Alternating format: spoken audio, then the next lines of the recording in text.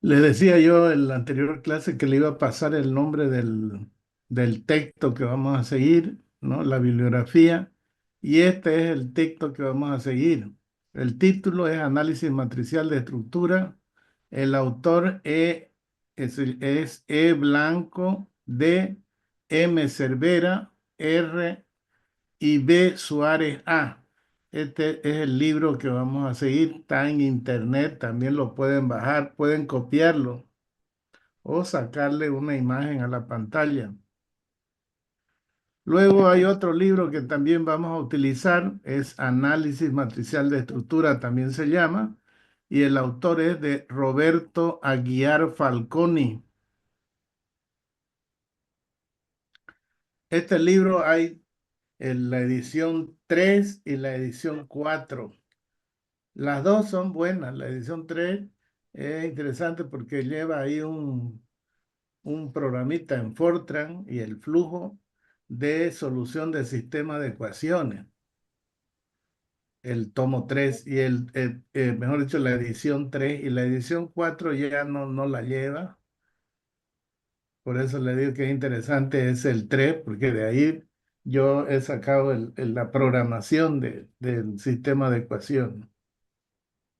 Para no estar deduciendo y haciéndolo, eso se puede hacer, pero ya ahí está el flujograma y en base a eso yo lo he hecho el sistema de ecuaciones en el Visual Basic del Excel. Muy bien. ¿Ya lo copiaron?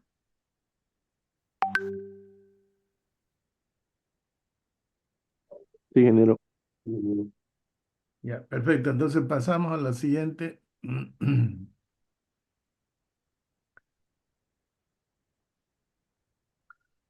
Bien, vamos a la introducción. La ingeniería estructural es la rama de la ingeniería que trata la concepción, el diseño y la construcción de las estructuras. O sea, la ingeniería estructural, o sea, la ingeniería estructural no trata la concepción, el diseño y la construcción de las estructuras, basándose fundamentalmente en criterios de funcionalidad, seguridad, economía y estética. Se entiende por estructura aquella parte de la construcción que soporta el conjunto, es decir, que es capaz de resistir las acciones que actúan sobre ella, el peso propio, la sobrecarga de uso, viento, movimiento sísmico, etc. El análisis de la estructura, en un sentido amplio, es el conjunto de métodos y técnicas que permiten estudiar el comportamiento de la estructura bajo determinadas acciones.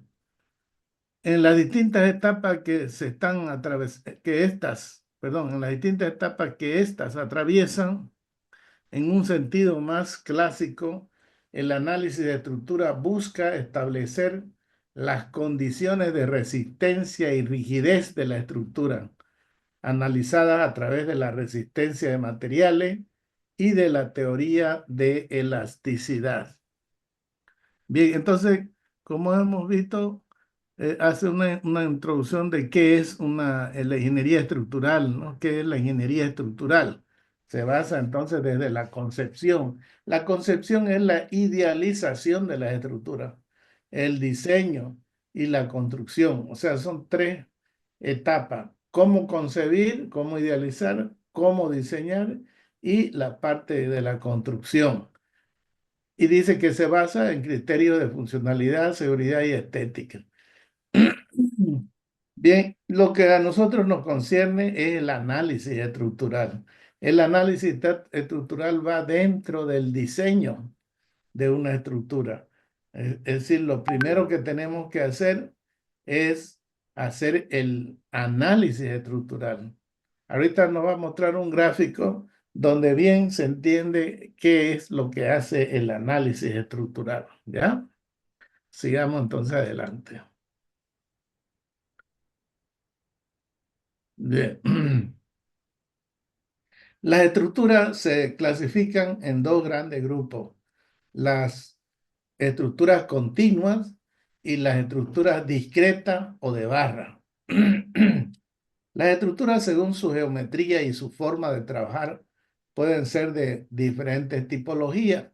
La estructura es continua cuando no pueden diferenciarse los distintos elementos que lo componen.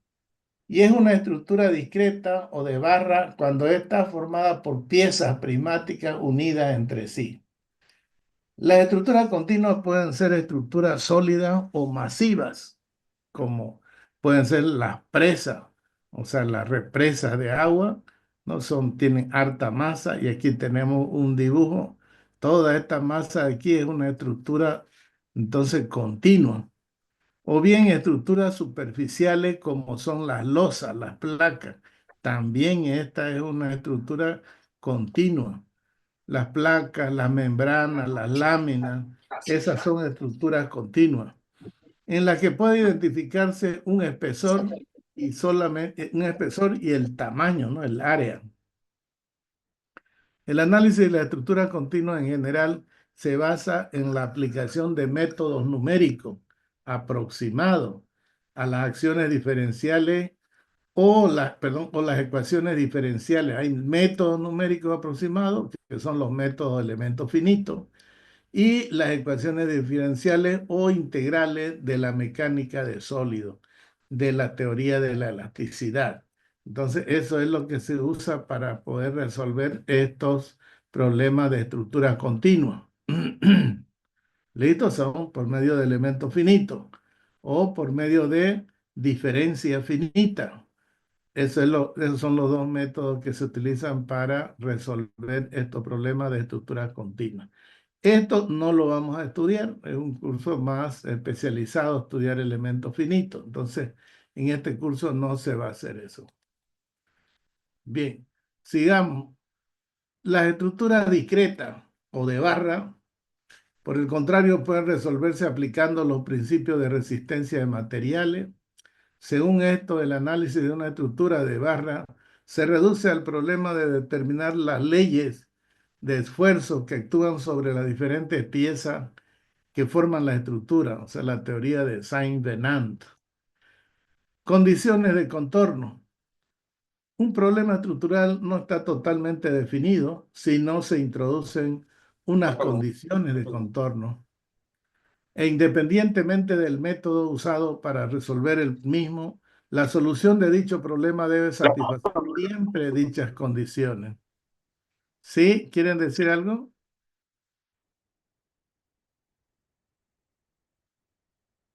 Bien, las condiciones de contorno en estructuras se expresan entonces en función de fuerza o de desplazamiento en los nudos o en las barras.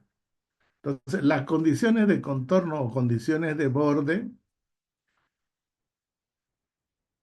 son las condiciones que hacen que uno resuelva un problema. Si no tiene condiciones de borde o condiciones de contorno, no se puede resolver el problema estructural porque eso quiere decir que van a haber fuerza y esa estructura se va a mover indefinidamente porque va a haber un grupo de fuerza que va a tener una resultante mayor y hacia ese sentido se movería la estructura y no habría resultado. Cuando le ponemos las condiciones de contorno, entonces es decir, le ponemos los apoyos. Si le ponemos los apoyos, entonces la estructura ya no se mueve como como un cuerpo rígido, se deforma y esa deformación dependerá de la rigidez de la estructura. Por lo tanto, se tienen que aplicar las condiciones de contorno para poder resolver un problema de análisis estructural.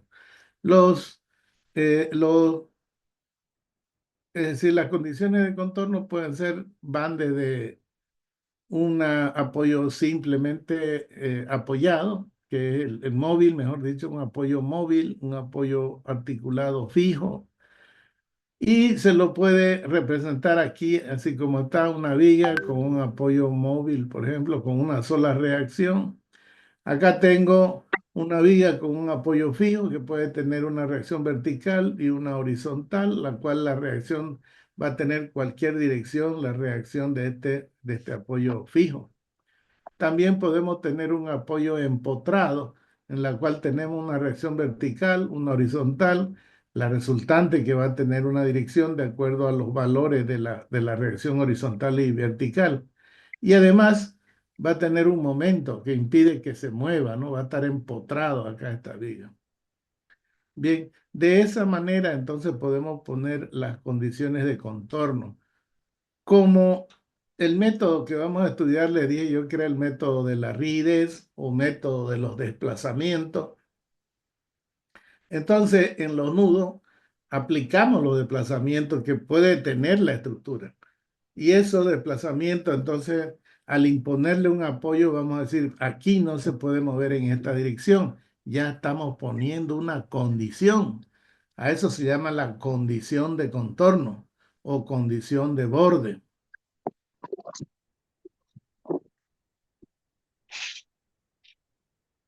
Bien, apoyo.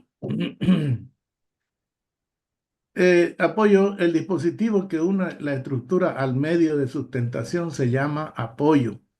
Es un dispositivo que une la estructura, entonces, a donde se está apoyando la estructura, ese dispositivo se llama apoyo.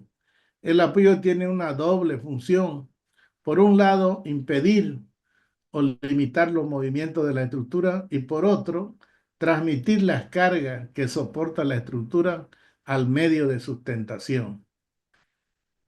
Por cada movimiento impedido, el apoyo transmite a la estructura una reacción que impide el movimiento.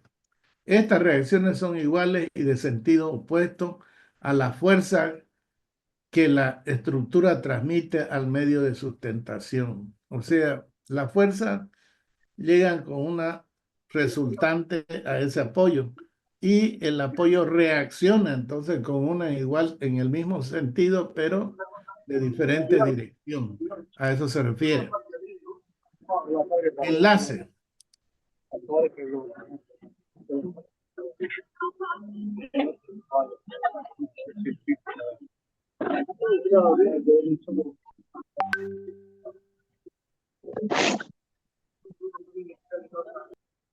Por favor, el que está hablando, desconecte su micrófono para que no escuchemos su charla.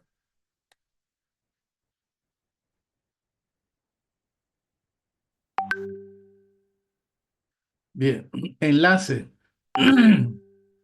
El dispositivo que une entre sí las diferentes piezas que forman una estructura se llaman enlace o nudo.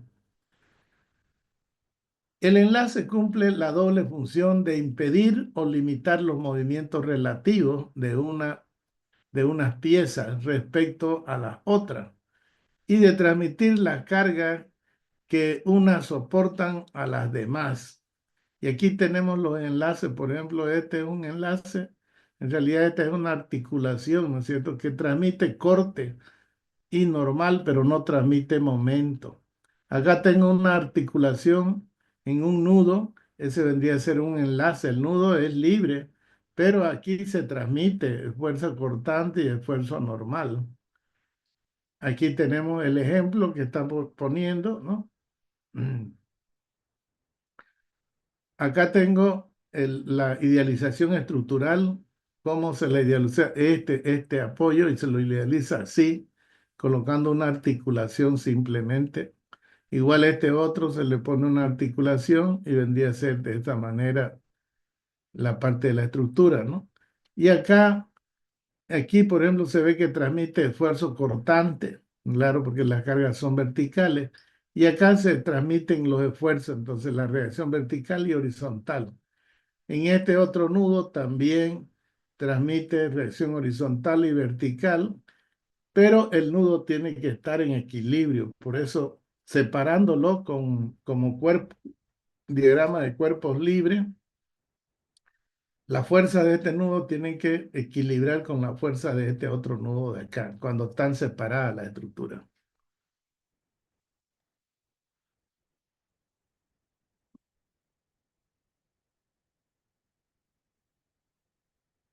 Bien. Por último, debe citarse los apoyos o enlaces elásticos. También hay apoyo y enlaces elásticos. La particularidad de este tipo de apoyo o enlace respecto a los apoyos o enlaces rígidos anteriormente considerados en su capacidad de es la capacidad de, o sea, la diferencia es la capacidad que tienen de deformarse de forma proporcional, lineal, a las reacciones o esfuerzos que actúan sobre ellos. Es decir, los apoyos elásticos y los enlaces elásticos, su particularidad es que se deforman, pero se deforman de acuerdo a qué? A la capacidad elástica que tenga el resorte.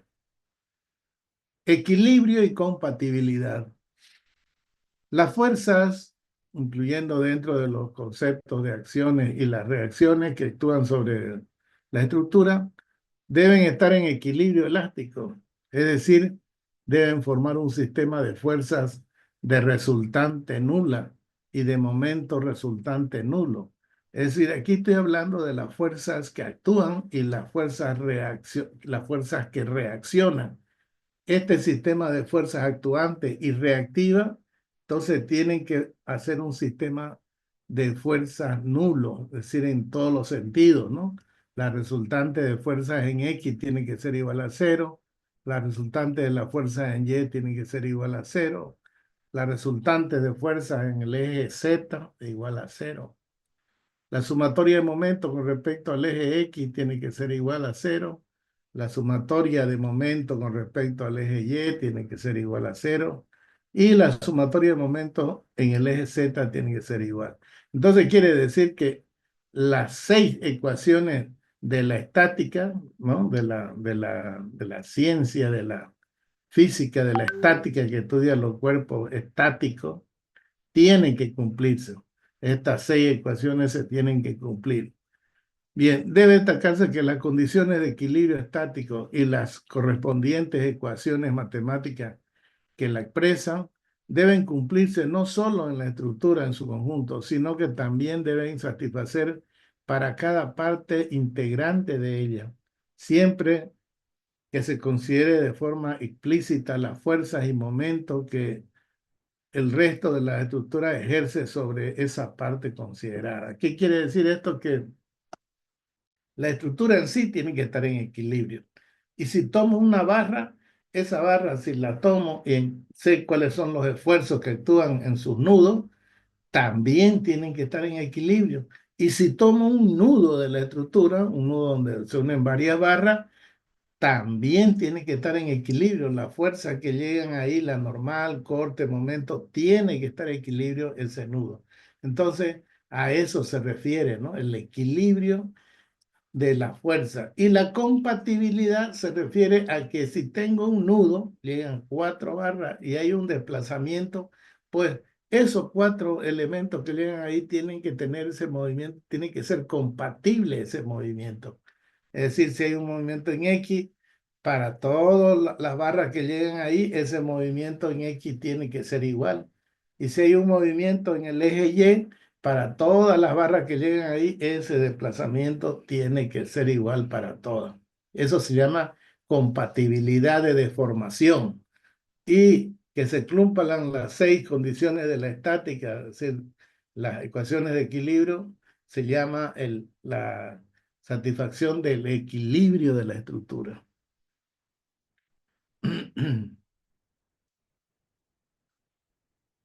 Las condiciones de equilibrio no son las únicas que se deben considerar en el comportamiento de la estructura. En el proceso de deformación de la estructura bajo las acciones de cargas deben satisfacerse las condiciones de compatibilidad, lo que le decía sobre deformaciones y movimientos. Dichas condiciones de compatibilidad se traducen en los siguientes requisitos fundamentales. Condiciones de apoyo. Las deformaciones deben ser tal que se cumplan las limitaciones de movimiento impuestos por los apoyos. O sea, ahí en esa parte de los apoyos, la compatibilidad es que ahí se impide el movimiento en ese nudo. Puede llegar una barra o pueden llegar varias barras, ahí va a ser nulo el movimiento, el desplazamiento. Después, continuidad en los nudos. Las deformaciones deben ser tal que los extremos de las barras que concurren a un nudo cumplan las limitaciones de movimiento impuestas por el correspondiente enlace. Luego tenemos la continuidad en las barras. La deformación debe ser tal que se mantenga la continuidad de las barras, considerando como elementos estructurales, es decir, que no se produzca en ellas hueco ni solapamiento. O sea, la deformación debe ser tal que se mantenga la continuidad de las piezas consideradas, ¿no? Las piezas consideradas como elementos estructurales. Es decir, que no se produzcan en ellas huecos ni solapamiento. Es decir, una barra es continua eh, y no puedo decir yo, por ejemplo, esta barra aquí vamos a soltarla y luego vamos a sobreponerla. No, es una barra continua, el elemento es continuo. Todos los nudos de la barra, no todos se van a desplazar igual, porque tiene una deformada. O sea, la deformada es la forma como queda al final la barra después de que ha sufrido el movimiento debido a las cargas. Entonces, no todos los puntos van a tener la misma deformación. Pero nosotros encontramos las deformaciones en los nudos y con esas deformaciones en los nudos podemos encontrar la elástica del elemento. Y ahí en eso vamos a hacer después hincapié para encontrar la rigidez de la estructura de elementos de viga o elementos de pórtico. Bien, estas condiciones de compatibilidad deben satisfacerse bajo cualquier hipótesis que se adopte, o sea, hipótesis de carga, ¿no? Y en particular bajo la hipótesis de los pequeños movimientos. O sea, siempre se va a trabajar, el análisis estructural se basa en que la estructura sufre pequeños movimientos. A eso se llama estructuras lineales, o sea, son estructuras lineales desde el punto de vista de los pequeños movimientos. Y también hay estructuras que tienen grandes movimientos.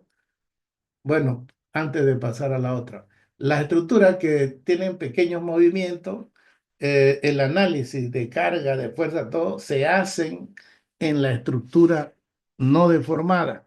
O sea, ahí se plantea el equilibrio, se plantean las ecuaciones de rigidez, etcétera, en la estructura no deformada. Vámonos al caso de un puente colgante que tiene un cable, ¿no? Un cable que va superior, que tiene una deformada el cable, y de ahí cuelgan otros cables que se llaman péndola. Esos cables, entonces, cuando pasa la carga, se van estirando uno más que el otro. Por lo tanto, en esa estructura no hay linealidad, no hay una estructura de linealidad. ¿Por qué? Porque las ecuaciones para encontrar las tensiones en los cables se tiene que hacer en la estructura deformada. Por eso esas estructuras se le llaman no lineal desde el punto de vista de la elasticidad. Son estructuras no lineales porque se deforman y hay que hacer el equilibrio en la estructura deformada.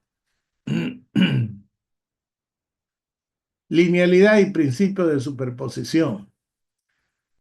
Si se admiten las dos hipótesis siguientes, linealidad geométrica, es decir, que los movimientos, desplazamientos y giros que se producen son pequeños, hipótesis de los pequeños movimientos de que hablábamos, se entiende que los desplazamientos son pequeños comparados con las dimensiones geométricas de la estructura, respecto al espesor, la luz, esos desplazamientos son pequeños. Los giros son pequeños comparados con la unidad, es decir, comparado con toda la estructura, los giros son pequeños también. Eso se llama, a ellos le llaman linealidad geométrica. Ahora, linealidad material, es decir, que la relación entre tensiones y deformación es elástica y lineal. Los materiales cumplen la ley de Hooke generalizada, entonces se lo llama material, linealidad de material, ¿no? Cuando se cumple que los materiales son elásticos y cumplen la ley de Hooke. Son de linealidad geométrica cuando la estructura es grande y los desplazamientos son pequeños, ¿no? Lo que sucede con las vigas, los pórticos, las cerchas, etcétera, esos son estructuras linealmente desde el punto de vista geométrico, ¿no? Son de linealidad geométrica. Ahora, Hay que resaltar que ninguna de las dos hipótesis anteriores son principios fundamentales, sino que se adoptan porque su aplicación se traduce en dos consecuencias importantes. Garantiza que la solución del problema estructural, que satisface simultáneamente las condiciones de equilibrio y compatibilidad, existe y es única, y es independiente del método empleado para hallarla. Es decir, que estas dos, el concepto de linealidad, hace que se cumpla, ¿no es cierto?, para resolver un problema que podamos resolverlo y tenga una única solución, haciendo cumplir el equilibrio y la compatibilidad. Entonces, y es independiente, dice el método. Ustedes pueden utilizar el método de la fuerza, el método del desplazamiento que utilizaron en Hiper 1, ¿no? O Hiper 2. Entonces pueden hacerlo con eso. Independientemente de eso, la solución tiene que ser la misma. Y si utilizamos la ecuación, perdón, el método del análisis matricial, tiene que ser la misma. El resultado tiene que ser el mismo. O sea, el método, independiente del método para encontrar los esfuerzos y los desplazamientos, tiene que ser el mismo. Ahora, estos dos principios permiten adoptar simplificaciones importantes en el planteamiento del problema estructural, tanto al imponer las condiciones de equilibrio como las de compatibilidad. Al imponer eso, hacemos entonces una simplificación del problema y nos hace que podamos resolverlo más fácilmente.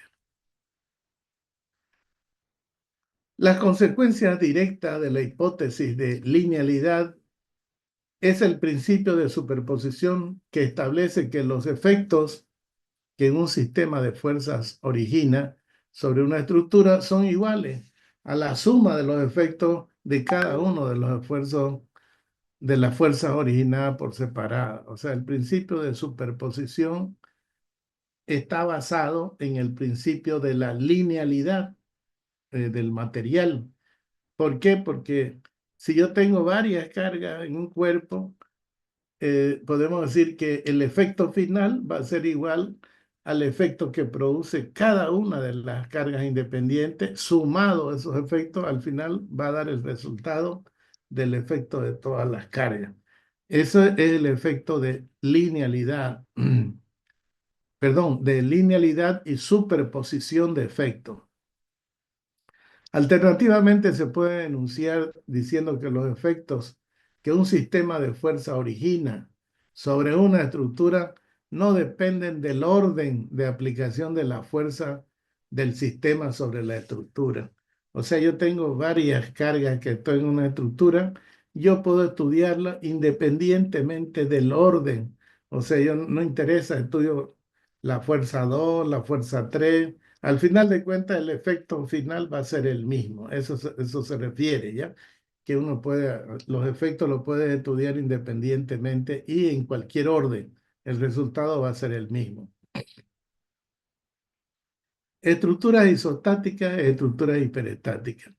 En la mecánica de estructuras, resolver una estructura significa calcular el valor de los esfuerzos que actúan sobre cada una de las secciones de las piezas que las componen. Cuando este cálculo puede hacerse íntegramente utilizando solo las ecuaciones de la estática, la estructura se llama isostática o estáticamente indeterminada si no podemos calcular con esas ecuaciones de la estática. Por el contrario, cuando dichas ecuaciones son insuficientes, o sea, las ecuaciones de la estática, las estructuras se llaman hiperestáticas o estáticamente indeterminadas. Para resolverla es necesario imponer adicionalmente condiciones de compatibilidad sobre su movimiento. Es decir, la estructura hiperestática no la podemos resolver con las ecuaciones de la estática, ¿no? Aplicadas en el nudo o aplicadas en toda la estructura, no la podemos resolver y por lo tanto necesitamos otras ecuaciones que son las ecuaciones de compatibilidad de deformación. Con esas condiciones, entonces podemos resolver el problema. Bien, ahora indeterminación cinemática. Indeterminación cinemática. Estamos hablando cinemática, quiere decir aquellas estructuras que pueden moverse. Entonces, vamos a ver de qué se trata. El número mínimo de movimientos o desplazamientos y giros que es preciso, o sea, perdón, la indeterminación cinemática es el número mínimo de movimientos. A eso se le llama indeterminación cinemática, es el número mínimo de movimientos. Significa desplazamientos y giros que que es preciso para resolver una estructura. La consecuencia directa de la hipótesis de linealidad es el principio de superposición que establece que los efectos, bueno, se ha repetido esto, ¿no? Se ha repetido esa página. Bueno, son para conocer,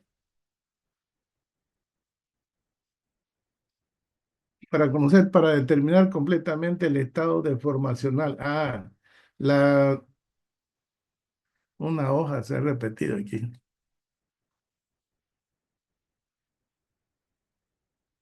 Estábamos en determinación cinemática, ¿no? Entonces es el número de desplazamientos necesario para conocer o determinar completamente el estado de deformación de una estructura. Se llama grado de indeterminación cinemática. O sea, yo tengo una estructura y dependiendo qué estructura es, si es una estructura plana, si es una estructura espacial, entonces yo voy a tener cuántos desplazamientos va a tener en el nudo la estructura, dependiendo de qué tipo de estructura es. Entonces yo puedo numerar los desplazamientos en los nudos. Al numerar los desplazamientos de los nudos que voy a tener, a eso se le llama grado de indeterminación cinemática. Ahora, la deformación que sufre la estructura debe cumplir las condiciones de compatibilidad de deformación. Por tanto, suponiendo que los movimientos en las piezas individuales son continuos, el grado de indeterminación cinemática, lo vamos a llamar K, puede calcularse como la diferencia entre K va a ser igual a GL, que es el grado de libertad, por N número del nudo de la estructura, menos CA, que es el número de grados de libertad prescrito o número de grados de libertad que impide la condición de borde que le hemos aplicado. Eso está aquí, entonces. K es la indeterminación cinemática y sería el grado de libertad. Aquí está el grado de libertad, número de grados de libertad por nudo, multiplicado por el número del nudo, menos CA es el número de grados de libertad prescrito por las condiciones de apoyo. ¿Listo? Ese resultado me dará entonces el grado de indeterminación cinemática. Eh, entonces yo lo primero que hago, se acuerda que hemos hablado que numeramos los nudos de la estructura. Ponemos todos los números y también numeramos los elementos de la estructura. Una vez tenemos eso, aplicamos la condición de contorno o la condición de borde. Entonces, para saber cuál es el grado de indeterminación cinemática, en otras palabras, quiere decir cuáles son los desplazamientos que necesito conocer, cuáles son los desplazamientos incógnitas de una estructura. Ese vendría a ser el grado de indeterminación cinemática. Y entonces voy a decir, va a ser igual al grado de libertad que tiene esa estructura en cada nudo, luego multiplicado por el número de nudos. Por ejemplo, si tengo una estructura de 4 nudos, vamos a suponer la estructura de Sercha, esa que ya ustedes se la imaginan, la tienen en la mente. Tengo 4 nudos. Entonces, y cada nudo tiene 2 grados de libertad en el sistema global. Por lo tanto, yo voy a tener grado de libertad 2, número de nudos 4. Entonces, grado de libertad 2 por 4 voy a tener 8. Pero yo voy a tener dos apoyos. Supóngase un apoyo simplemente, un apoyo móvil y un apoyo fijo. Entonces, estoy restringiendo 3 movimientos. el apoyo móvil restringe solamente un movimiento y el apoyo fijo me restringe dos movimientos. Por lo tanto, sea las condiciones, los grados de apoyo que impiden esos dos apoyos serían 3. Por lo tanto, sería 8 menos 3, 5. Yo tendría que encontrar 5 desplazamientos, que es el grado de indeterminación cinemática. ¿Listo? A eso se refiere. Acciones sobre las estructuras. Las estructuras normalmente se estudian bajo las condiciones de sistemas de fuerzas y momentos aplicados, ya sea en los nudos o en cualquier punto de la estructura. Sin embargo, pueden presentarse dos tipos de situaciones de interés. Movimientos impuestos, como por ejemplo el desplazamiento y giros de apoyo. O sea, un apoyo puede hundirse, puede desplazarse en X o puede desplazarse en Y.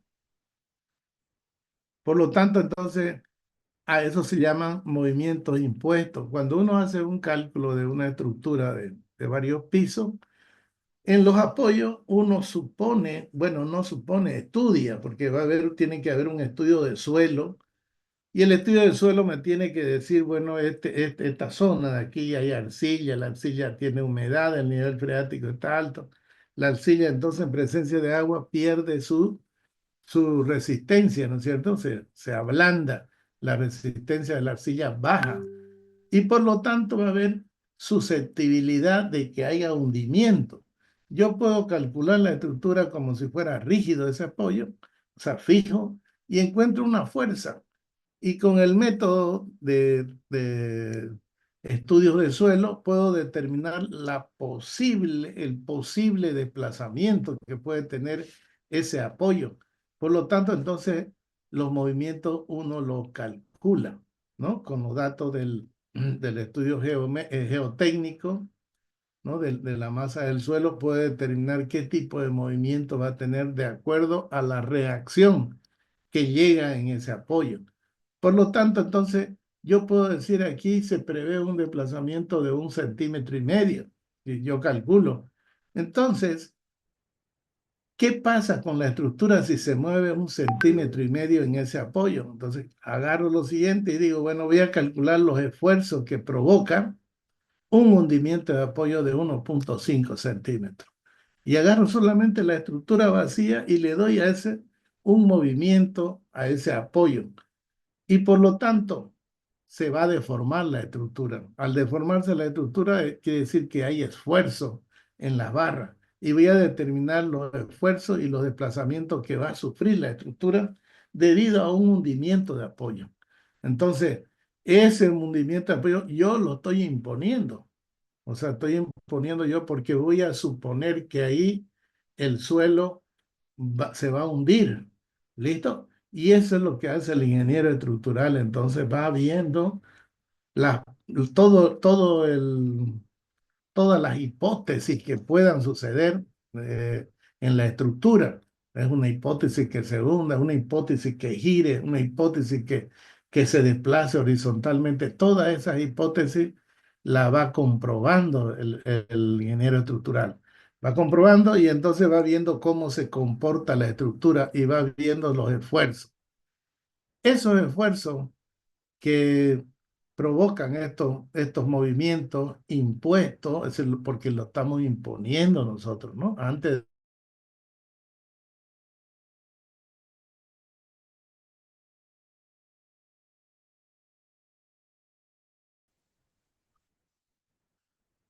estábamos hablando de las acciones, de la estructura, las acciones sobre la estructura, entonces, además de las cargas, apaguen su micrófono si quieren conversar.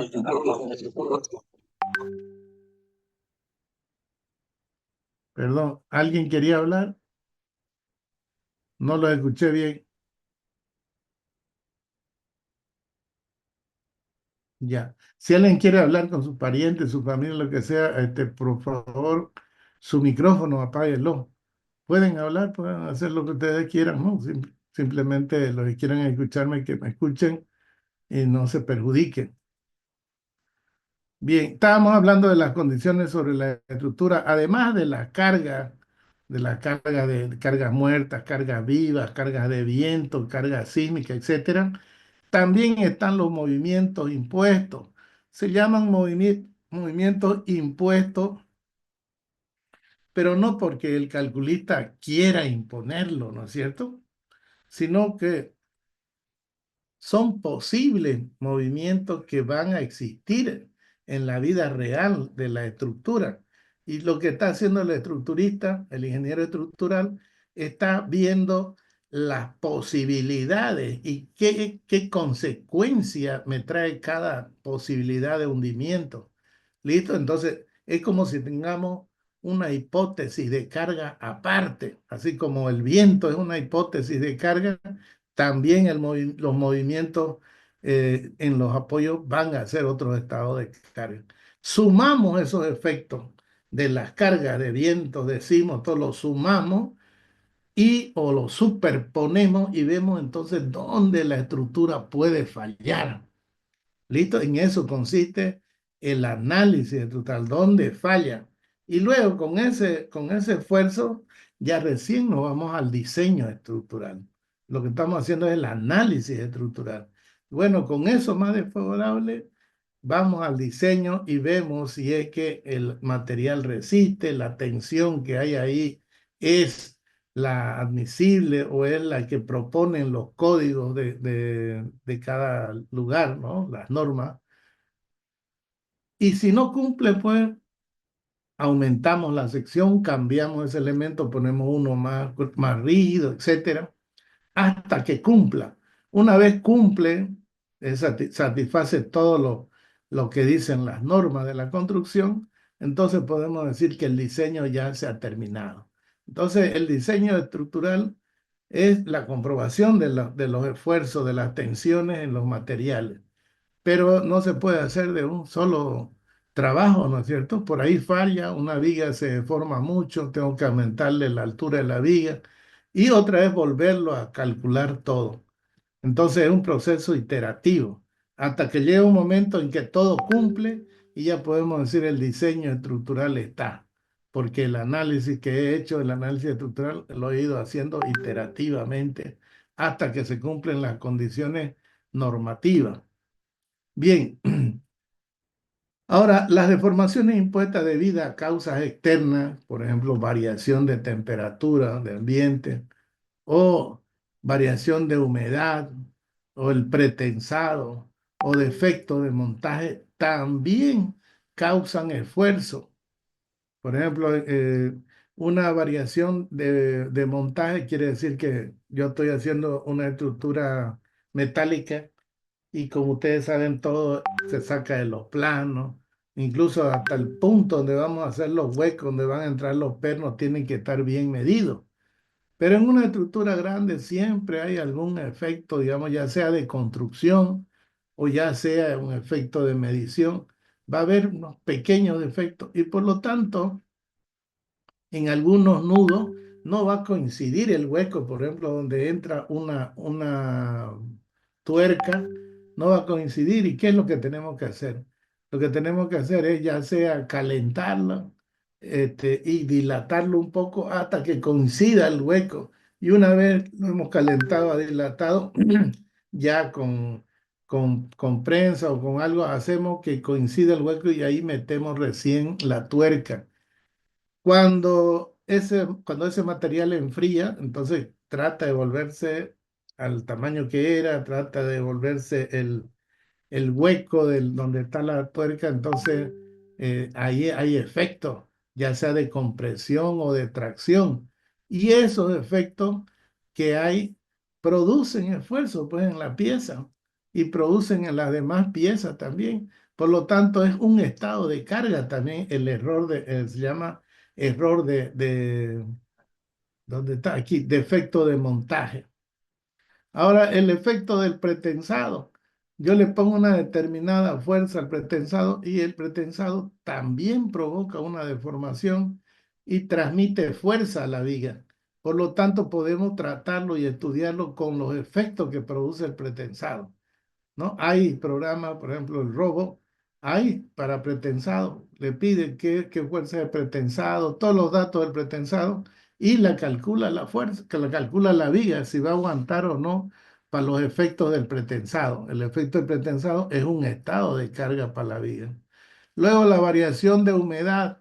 La variación de humedad y temperatura casi van de la mano, ¿no? La temperatura aumenta la temperatura y qué tipo de humedad, entonces va a haber dilatación. Y si la temperatura disminuye, ¿no? Bueno, y al disminuir la temperatura también disminuye la humedad. En época fría, el ambiente es seco. Entonces, el elemento, ya sea de acero, de hormigón o de madera, se contrae, es decir, se acorta.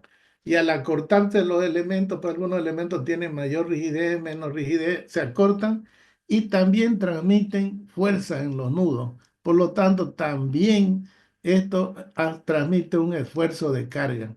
O sea, hace que la estructura tenga deformaciones y tenga fuerza en sus extremos de elementos debido a este fenómeno de la temperatura, ¿no?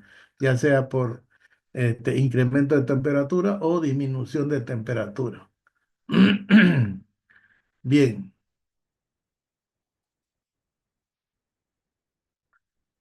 unicidad de la solución.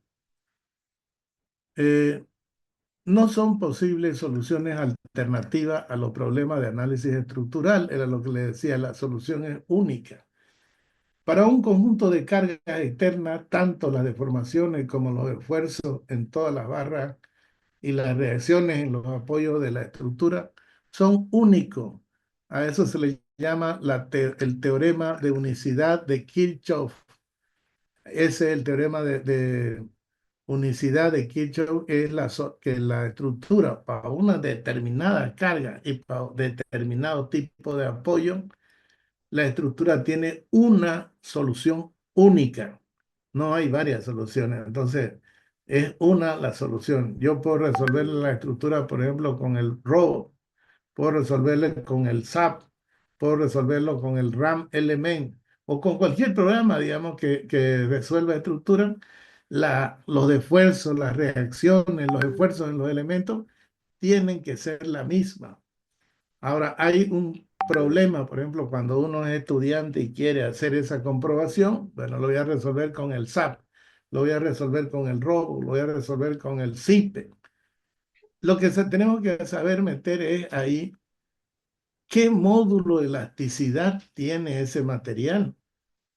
Si nosotros metemos el mismo módulo de elasticidad al Robo, al SAP 2000, al RAM Element, al CIPE-CAD y a cualquier otro programa de estructura, si metemos el mismo módulo, entonces las deformaciones y los esfuerzos van a ser los mismos. Y por supuesto metemos los mismos materiales, ¿no? De la estructura, las mismas secciones y todo. La solución es única, ¿ya? Ahora esto se puede demostrar, dice, fácilmente por deducción al absurdo, puesto que si un mismo estado de carga origina dos soluciones diferentes, eso es algo absurdo. O sea, un mismo estado de carga no puede dar dos soluciones diferentes. El estado obtenido por diferencia de ambas situaciones presenta una deformación y unos esfuerzos residuales sin que actúen cargas alguna. Lo que dice es lo siguiente, ¿no? Si un solo estado de carga me provoca dos soluciones, o sea, dos tipos de deformaciones, dos tipos de reacciones, etcétera, la diferencia que haya entre esos resultados me va a dar un remanente, ya sea de reacción o de movimiento, lo que sea, ¿no? Y ese remanente, ¿quién es el que lo provoca? Ninguna carga, ¿no? Entonces, por eso se llama, se puede mostrar con una deducción al absurdo, dice, ¿no? O sea, con una deducción, digamos, que no puede existir esa fuerza o esas deformaciones. Bien, vámonos a definición geométrica de la estructura. Una estructura genérica de piezas rectas se define mediante una serie de líneas rectas que representan las directrices o ejes de las piezas, la eje de las piezas de la estructura real, ¿no? unidas unas a otras en puntos que representan los nudos. Al definir dicha estructura de cara al análisis por ordenador, ya como viendo más o menos una solución con computadora, se le utilizan las siguientes nociones. Cada nudo se identifica por un número, entonces lo que nosotros llamamos la numeración de nudos. El orden de la numeración de los nudos es arbitrario, es decir, que yo puedo empezar por donde quiera y numerar los números, ¿no? En principio, esta numeración incide en el tamaño de la matriz de rigidez, es decir, el orden de la numeración de los nudos o sea, es arbitrario, pero depende de cómo hemos numerado la estructura, va a incidir en el tamaño de la matriz de rigidez de la estructura. ¿Listo? Ahorita vamos a ver por qué. ¿Dónde estamos? Ya. Eh, Al definir dicha estructura de cara al análisis por ordenador, se utilizan la siguiente notación, numeración de nudos, ¿no? Este, Depende, o sea, la numeración para tener el tamaño de la matriz de rigidez. La posición de los nudos se definen dando las coordenadas de estos referidas a un sistema global de referencia. Entonces ya estamos hablando de lo que le decía yo, el sistema global de referencia. Ahí es donde metemos la coordenada para determinar la ubicación de cada nudo. Cada pieza de la estructura se identifica también por un número, o sea, es la numeración de los elementos. El orden de numeración de las piezas es independiente, o sea, es arbitrario, también es independiente de los nudos y también es arbitrario.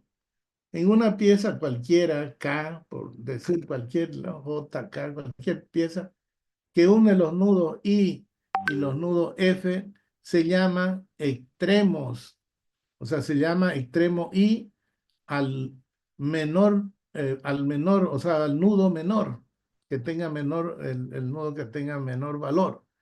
Y extremo F al opuesto, se adopta como sentido positivo de una pieza al definido por la secuencia que se define el eje X local de nudo menor a nudo mayor. Y al nudo menor se lo denomina el nudo inicial. Y al nudo mayor se lo denomina F como nudo final. Bien, a cada pieza se le asigna un número de identificación, un número de identidad, perdón, un número que identifica el material. O sea, cada pieza también puede ser, les decía ya a ustedes que cada pieza puede ser de diferente material. Puede ser que yo tenga, por ejemplo, en un pórtico de hormigón, en uno de esos le pongo una barra o una viga metálica y puede trabajar bien. Ya ahora, ¿cómo lo empotro? ¿Cómo hago el nudo? Ya, otra cosa. Pero puedo calcular entonces con diferentes materiales. Y es importante identificar cuáles tienen diferentes materiales, porque el cálculo de la rigidez, de su matriz de rigidez, va a variar porque tiene diferentes módulos elásticos, ¿no es cierto? Entonces es importante identificar qué materiales son diferentes. El material de una pieza está definido por el conjunto de propiedades mecánicas, físicas y geométricas que se precisan para caracterizar el comportamiento de esta. En una estructura reticulada de plano medio, por ejemplo, o sea, una reticulada en el plano, por ejemplo, es necesario definir el módulo de elasticidad del material E, el área A y el momento de inercia I, si es que vamos a utilizar rigidez a la flexión, ¿no? De la sección de la pieza. Entonces, es necesario identificar eso. Además, es necesario definir las condiciones de apoyo. Esto se hace mediante otra lista en la que nudo a nudo se especifican los grados de libertad libre y los restringidos. Cada grado de libertad no restringido, es decir, cada grado de libertad que se puede mover, es una incógnita cinemática del problema, es decir, es una indeterminación cinemática, lo que llamamos más antes, ¿no? Es un problema cinemático, es una incógnita cinemática. Sistema de referencia global y sistema de referencia local. Como se ha dicho en las secciones anteriores, para definir las coordenadas de los nudos, se precisa un sistema de referencia. Por ejemplo, aquí tengo un pórtico en la cual se han numerado los nudos. Fíjense, nudo 1, nudo 2, 3, 4, 5, 6, 7, 8 y 9. Entonces se han numerado los nudos. También se han numerado los elementos. Aquí están elemento número 1, el que va de 1 a 2, elemento 2 que va de 2 a 3, ¿no? Elementos, ¿dónde más hay elementos? Este es el elemento 11, perdón. Este es el elemento 1 que va de 1 a 2, el elemento 2 va de 2 a 6, elemento 3 va de 3 a 4, elemento 4 va de 4 a 7, ¿no? O sea, ahí está la numeración de los elementos y su nudo. Bien, y ahí está la definición geométrica. Fíjense que aquí tiene una abertura de 10 metros, la altura es 4 metros, arriba es 3 y acá 2. Entonces, en este sistema global de eje X y Y sería el sistema global de referencia. Es el sistema global donde se define la estructura, ¿no? Define la geometría de la estructura. Y aquí tenemos los datos de los nudos. Tengo 1, 2, 3, los nudos son 9 nudos, entonces aquí está. Y tengo la coordenada X y Y de cada nudo. Fíjense la coordenada X y Y de cada nudo. Cada nudo de estos está acá. Luego tengo las barras. Las barras son hasta 11 barras. Entonces aquí tengo 1, 2, 3, 4, 11 barras. Y tengo el nudo inicial de cada barra. Por ejemplo, de la barra 1 va de 1 inicial y final 2. Nos fijamos 1 y 2. Ahora fijémonos una cualquiera, la barra número 8. Aquí vengo a la barra número 8. El nudo inicial es el 6 y el final es el 8. Fíjense, el nudo inicial menor es el 6 y el nudo final es el 8 en la barra 8. Y dice material tipo 2. Material tipo 2, bueno, de repente este será de otro material. Por eso le está poniendo material tipo 2. Aquí se ve que hay tres tipos de materiales, ¿no? Está el 1, el 2, el 3, 3, el 2, 2. Hay tres tipos de material. Puede ser que sea metálico, pero cada barra, digamos, con diferente grado de elasticidad. Puede ser, ¿no? Que sea eso. Luego tengo el material 1, tiene un módulo de elasticidad 1, tiene un área 1 y tiene un momento de inercia I1. Igual, o sea, eso quiere decir que aquí va a haber un valor diferente al material número 2. Su módulo elástico va a ser diferente. El área de la sección también es diferente y la inercia es diferente. Entonces, cada tipo de material tiene su propio módulo de elasticidad, su propia área y su propio momento de inercia. Eso es importante porque, como hemos visto ya en cercha plana, hemos visto que depende del módulo de elasticidad y del área, ¿no? En el caso de cercha. En el caso de vigas y pórtico va a depender de la inercia de la sección. Bien, ahora también se precisa, dice, el sistema de referencia adecuado para redefinir los movimientos de los nudos, es decir, nudos libres, la fuerza actuante sobre esto. Por tanto, se define un sistema global de referencia. Es decir, en un tiedro de ectrogiro, tiedro quiere decir tres, tres ejes. Y aquí, por ejemplo, hay X y Y. Y con la regla de la mano derecha, si nosotros ponemos vamos a tener que Z está saliendo. El eje Z está saliendo. Entonces dice, es decir, un triedro hexagonal, como como el de la figura, el que nos referimos a los ejes X, Y, Z. Este sistema se usa para referir a él la geometría de la estructura, la fuerza y los movimientos incógnitos. lo que le decía yo, en el sistema global nosotros tenemos que resolver nuestros desplazamientos, nuestras reacciones en el sistema global. Y ahí también definimos las fuerzas que actúan en el sistema global. Ahora, el ensamblaje de las matrices y vectores de la pieza en general se lo hace en este sistema. O sea, en el sistema global se hace el ensamblaje. Ahora voy a hablar un poco del ensamblaje porque ha aparecido esta palabra de un rato a otro. Como el resultado, o sea, como mejor dicho, para encontrar la incógnita, llegamos a obtener un sistema de ecuaciones. Pero este sistema de ecuación no es fácil de encontrarlo. Se necesita hacer un análisis y ir ensamblando nudo a nudo. Ensamblando quiere decir poniendo las rigideces que influyen en cada nudo. Es el ensamblaje, cómo en cada nudo va incidiendo, qué barra va incidiendo y vamos formando un sistema de ecuación. Entonces, con las rigideces de esos elementos que concurren en el nudo. Porque el sistema de ecuación que resulta es un sistema que está formado por las ecuaciones de equilibrio de cada nudo. Ecuaciones de equilibrio en X, en Y y en Z. Ahí voy a tener una ecuación. ¿Listo? Entonces intervienen los elementos. Me paso a otro nudo, van a intervenir otros elementos. Y así vamos a tener un sistema de ecuaciones con el mismo número de ecuaciones que el mismo número de incógnitas. Eso es lo que a eso se le llama ensamblaje de la matriz de rigidez de la estructura. Todavía no hemos llegado a eso en la clase que hemos pasado presencial, pero de todas maneras ya se lo voy adelantando y le voy a explicar cómo se hace el ensamblaje desde el punto de vista matricial y también cómo se puede hacer con un algoritmo en el cual se lo hace más directo, ¿no? Y ya no se lo hace desde el punto matricial porque sería muy grande. Ahí le voy a explicar eso, es un poquito complicado, pero se puede demostrar eso.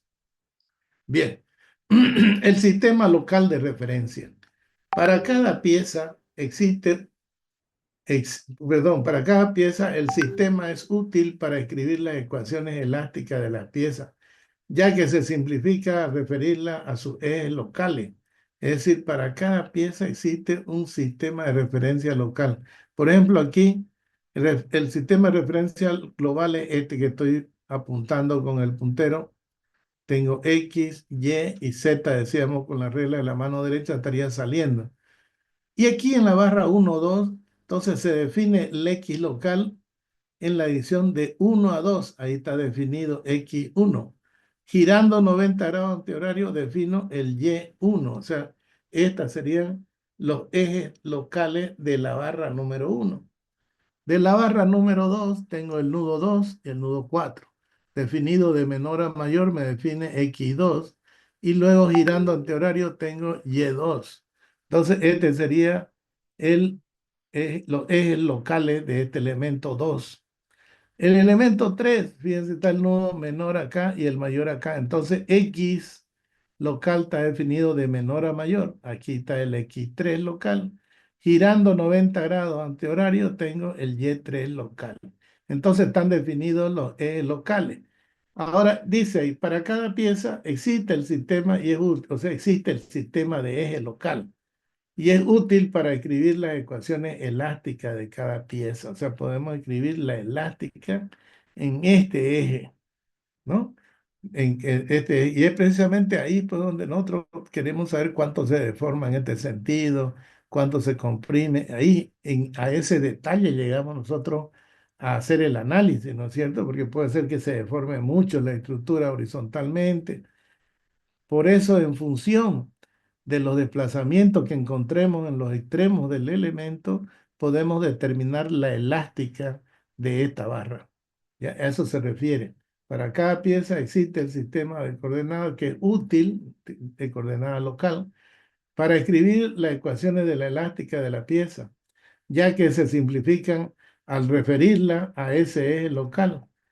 Nos referiremos a él como X, Y, Z de otro color, ¿no? Aquí está con rojo y aquí está con azul. Se elige el eje X coincidente con la dirección y sentido positivo de la barra. O sea, al definir X estamos definiendo el sentido positivo de la fuerza y de los desplazamientos. Es decir, en este sentido van a ser con signo, perdón, van a tener sentidos positivos. Todo desplazamiento que al resolver el sistema me salga en sentido contrario va a salir negativo. Entonces, bien. Bien, ahora se elige X coincidente con la dirección y sentido positivo de la barra. O sea, a eso se le llama sentido positivo. Y a F, o sea, de I a F. Y los ejes Y y Z según los ejes principales de inercia de la sección transversal, tal como se indica en la figura. Ahora, en ciertos casos particulares también es necesario definir sistemas locales de referencia de nudo. Es el caso de las condiciones de contorno según ejes inclinados. O sea, los ejes inclinados, cuando tengo un apoyo móvil y está inclinado, es decir, que su dirección de movimiento y de reacción no coinciden con los ejes globales, entonces voy a tener un eje de referencia de nudo. Entonces vamos a tener tres ejes, ¿no? El eje global, el eje local, y si hay algún apoyo que su movimiento es inclinado, voy a tener un eje local de nudo. Y pueden haber varios, ¿no? Porque pueden tener diferentes direcciones sus reacciones. Pero en el caso de un empotramiento tengo X, Y el momento. Ese no es problema, lo puedo poner en X, y el momento. En este otro tampoco. El problema va a ser cuando tenga algún apoyo guiado. Ahí voy a tener que tener un sistema de referencia local de nudo. Bien. ¿Hasta qué hora era nuestra clase? Hola, Media. hola, hola. ¿Hasta qué hora era nuestra Hasta casa? las Las once y once y media. ¿Clase? media. Media, ingeniero. Hola, ¿me escuchan? Sí, ingeniero, hasta las 11:30. 11:30. 11:30. 11:30. Ah, ya, ya, ya. Son las 11 recién, ¿no? Miércoles, me falta harto. Bien, sigamos entonces. Tenemos el sistema global. Aquí lo voy a agrandar, esta gráfica. Estos apuntes, que son apuntes que yo preparé para la época de la pandemia, se lo voy a pasar ya. O sea, ustedes le tiran la repasada, la leída y todo, van a ir entendiendo mejor. Aquí, por ejemplo, tengo la estructura esa que vimos anterior, la numeración de nudos, la numeración de elementos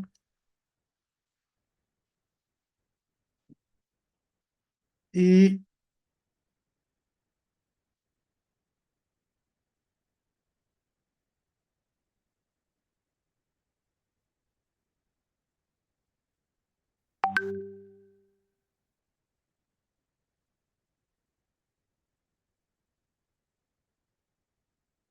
como no estoy con el Zoom pagado, cada rato me está molestando que su clase va a terminar en 10 minutos. Si es que nos corta el Zoom, ahí lo dejamos ya, esta parte. Aquí le estaba diciendo que tengo el nudo 1, entonces tengo la numeración, por ejemplo, comienzo con la horizontal delta 1. Lo voy a agrandar un poquito más.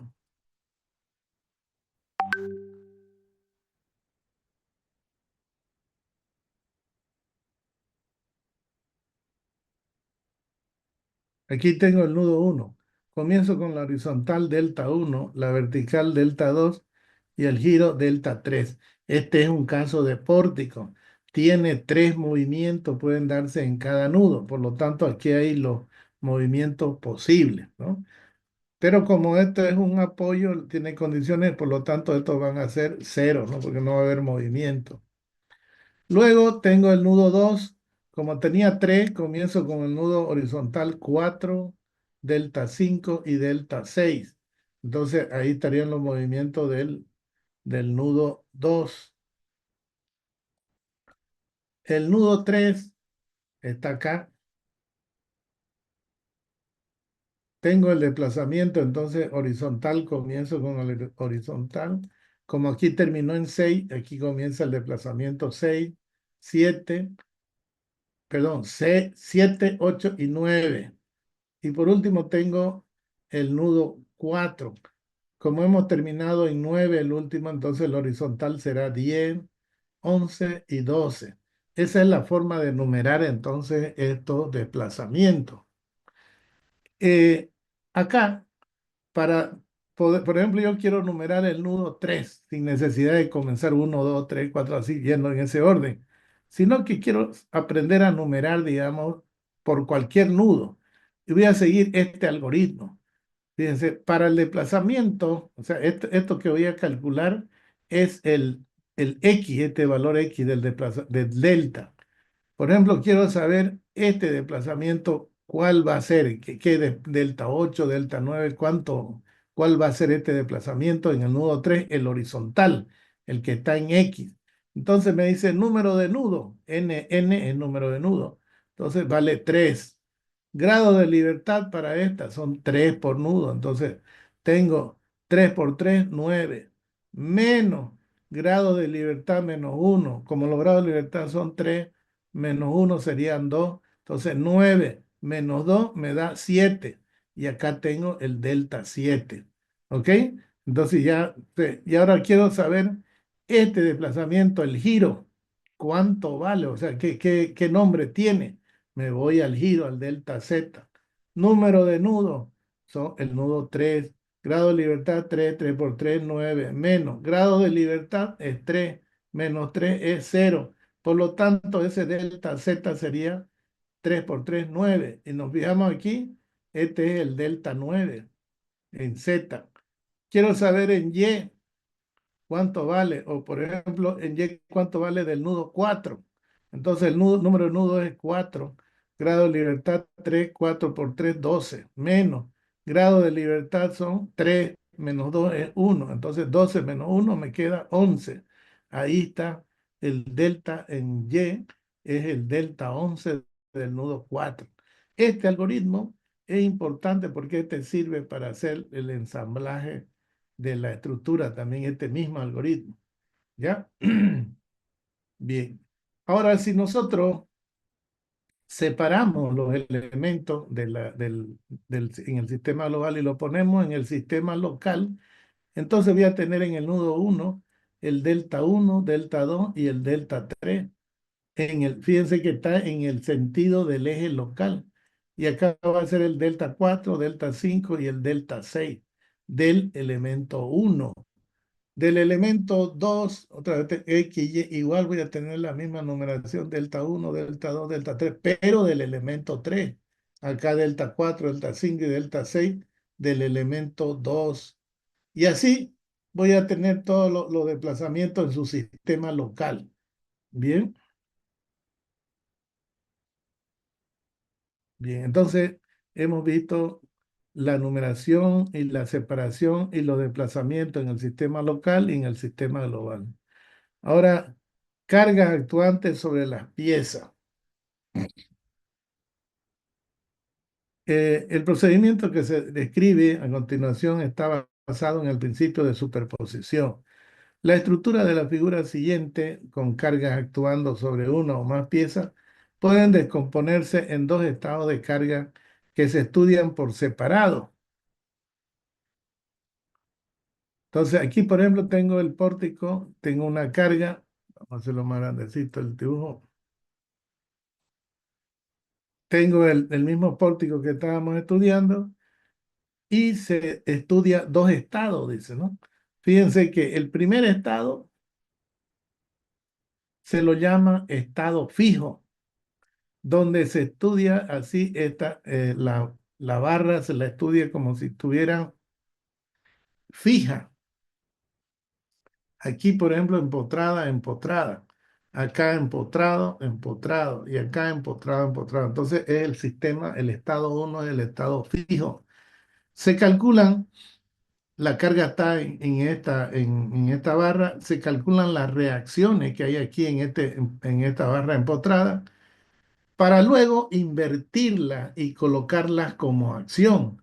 A eso se lo denomina las cargas equivalentes de esta carga que actúa en la pieza, se la, se la ponemos equivalente en el nudo.